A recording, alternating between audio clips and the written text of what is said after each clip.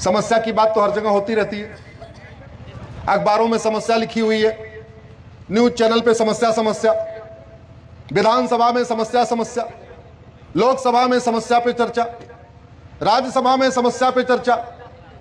और समस्या की चर्चा करने से आज तक कोई समस्या ठीक हुई है क्या? जोर से बताइए जरा। नहीं। हमें क्या करना है, वो करने से पहले हमें यह सोचना पड़ेगा कि हमारे पूर्वजों से गलती क्या हुई। हम इस बात का चिंतन करते हैं कि हम आजाद कैसे हुए, हम इस बात का चिंतन नहीं करते हम गुलाम क्यों हुए। जब तक वो चिंतन नहीं करेंगे गुलाम क्यों हुए और उसका समाधान नहीं ढूंढेंगे, तो दोबारा गुलाम होने की संभावना बनी रहेगी। याद रखिए, आपकी तबीयत खराब हुई है, आपको ऊपर से ऐसी कोई दवा देके आपके बीमारी को दबा दिया गया है, तो फिर बीमारी हो सकती है। बीमारी तभी परमानेंट ठीक होगी जब बीमारी का मूल कारण आइडेंटिफाई कर लिया जाएगा और बीमारी का अस्थायी समाधान किया जाएगा। हर व्यक्ति अपने अपने हिसाब से कार्य कर रहा है। कुछ लोग गौशाला बना रहे, कुछ लोग गुरुकुल बना रहे, अपने अपने तरीके से सनातन धर्म की सेवा करने की कोशिश सब लोग कर रहे हैं। लेकिन फिर वही बात, पहले तो भारत, पाकिस्तान, बांग्लादेश, अफगानिस्तान में सारे गुरुकुल ही गुरुकुल थे, तो फिर हम गुलाम क्यों हो गए? पहले तो भारत, पाकिस्तान, अफगानिस्तान, बांग्लादेश में सारी गौशाला गौशाला थी, फिर हम क्यों गुलाम हो गए? एक बार आपको इसको सोचना पड़ेगा। आज मैं नागपुर उतरा तो भगवान की कृपा थी कि मुझे रामटेक में दर्शन करने का सौभाग्य प्राप्त हुआ।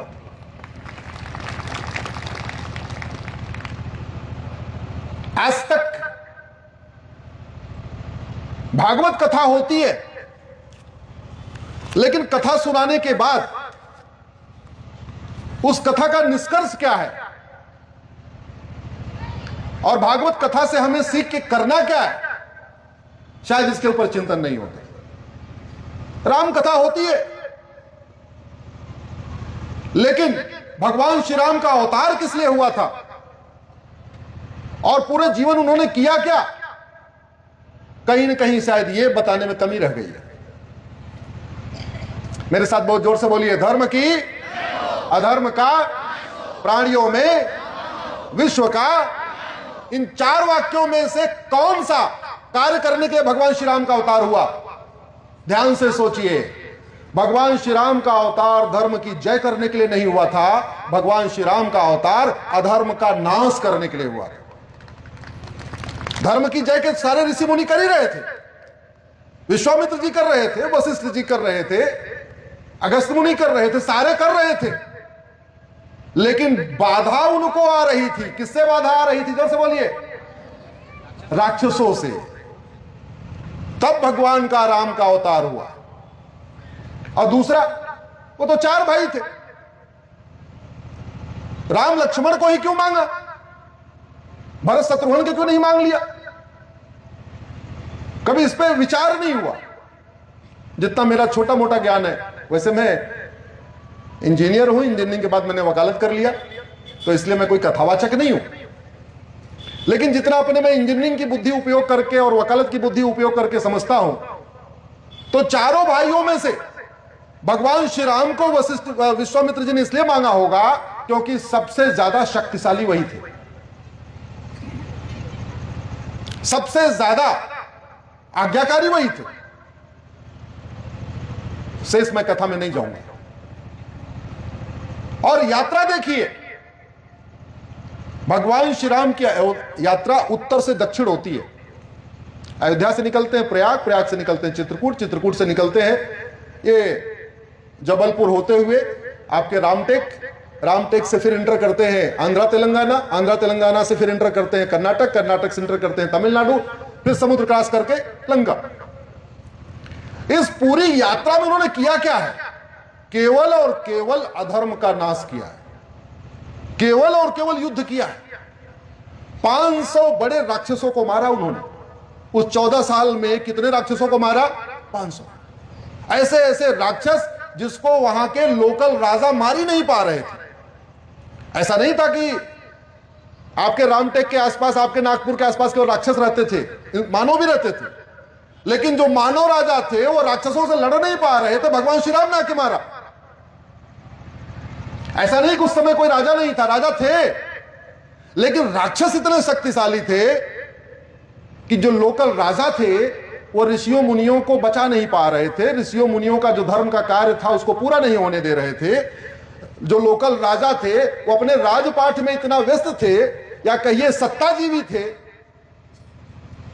आज की डेट में उसको ओटजीवी कह लीजिए, उस समय सत्ताजीवी कह लीजिए, कि उस समय राजा अपने सत्ता में इतने व्यस्त थे कि भगवान श्री राम को आना पड़ा और शुरू हुई यात्रा। पूरा 14 साल केवल मारकाट मारकाट मारकाट।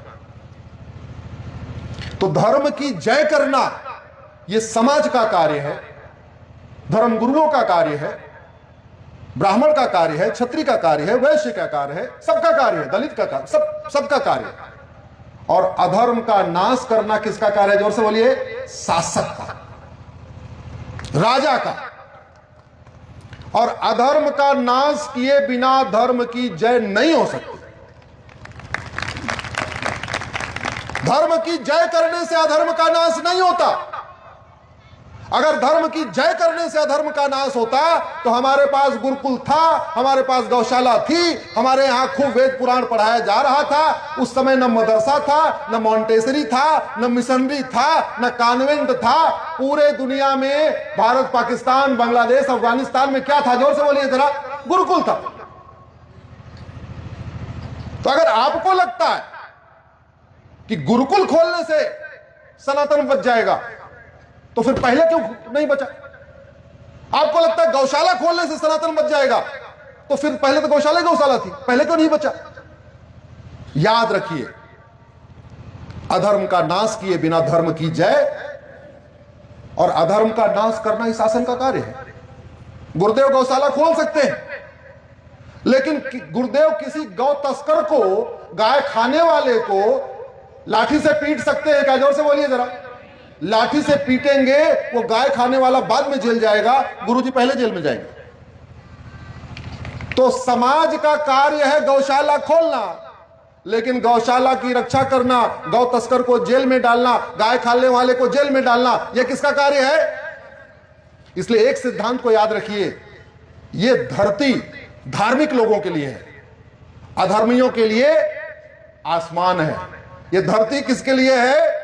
धार्मिक लोगों के लिए, और अधर्मियों के लिए आसमान है। लेकिन धरती से अधर्मियों को आसमान पे भेजना यह किसका कार्य है? जोर से बोलिए जरा। यह समाज का नहीं, शासक का कार्य है।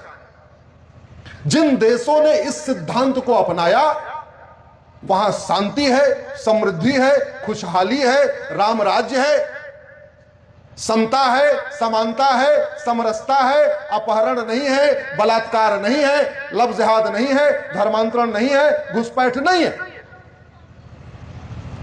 और जिन देशों ने इस सिद्धांत को नहीं अपनाया, हमारे सिद्धांत को कि अधर्म का नाश किए बिना धर्म की जय नहीं होती, वहां अराजकता है। श्री राम का अवतार अधर्म का नाश करने के लिए हुआ था, श्री कृष्ण का अवतार अधर्म का नाश करने के लिए हुआ था, भगवान परशुराम का अवतार अधर्म का नाश करने के लिए हुआ था। और अधर्म का नाश किए बिना धर्म की जय नहीं। अधर्म का नाश जरूरी है। चीन ने इस सिद्धांत को अपनाया, विश्व महाशक्ति बन गया, विश्व गुरु बन गया। सिंगापुर ने यही सिद्धांत अपनाया, अधर्म का नाश पहले जरूरी है, शानदार विकास कर रहा है। जर्मनी ने यही सिद्धांत अपनाया, आगे बढ़ गया। अरे बाकी तो छोड़ो, 50 साल पहले एक रेगिस्तान था, उसको कहते हैं दुबई। 50 साल में उसने यह सिद्धांत अपनाया, अधर्म का नाश पहले जरूरी है। आज देख लिए पूरी दुनिया के लोग वहीं जाके बस रहे। लोग दिल्ली में रहने में डरते हैं, दुबई जाके बस रहे। क्यों? क्योंकि उनको लगता है यहां पे कोई दिक्कत नहीं है, चोरी नहीं होगी, डकैती नहीं होगी, लूट नहीं होगी, झपटमारी नहीं होगी, हमारी बहन बेटियों कोई छेड़ेगा नहीं, हमारे घर में कोई चोरी नहीं करेगा, हमारी चेन स्नैचिंग नहीं होगी, हमारी मोबाइल स्नैचिंग नहीं होगी, हमारी पर्स नहीं छीनेगी, सुरक्षित फील हो रहे हैं। हमने वो काम नहीं किया। बस वही तू मैं आरोप प्रत्यारोप, नूरा कुश्ती, बतौलेबाजी, तू चोर मैं सिपाही। दुनिया भर सुबह से लेकर शाम तक समाजवाद का जुमला, अंबेडकरवाद का जुमला, लोहियावाद का जुमला, गांधीवाद का जुमला, जुमला जुमला जुमला जुमला जुमला।